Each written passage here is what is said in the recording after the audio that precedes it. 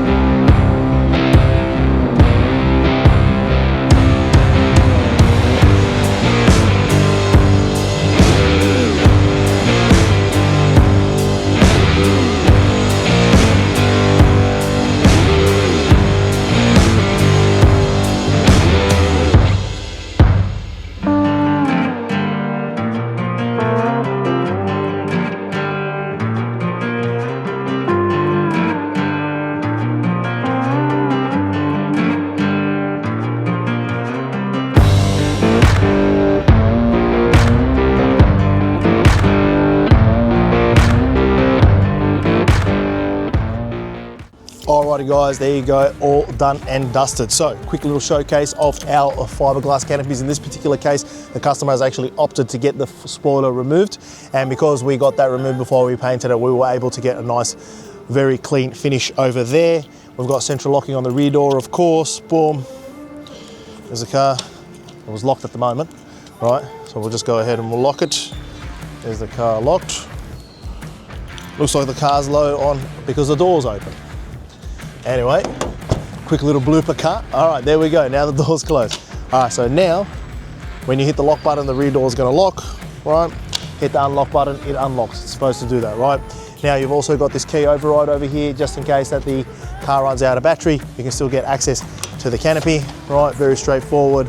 In this particular case, what we've done is that we've put a passenger side sliding window here and a lift up window on the driver side. So this one had already got one of our tub liners fitted in there as well. So we've got those available too. Apart from that, hopefully you guys enjoyed the assembly and the fit process. Like, subscribe. We've got a lot more on the pipeline. Notification bell. It's Chris, Oz Canopies and 4x4, ozcanopies.com.au is where you got to go to see all the bits and pieces we have for all the utes out there. Other than that, we'll see you guys on the next one.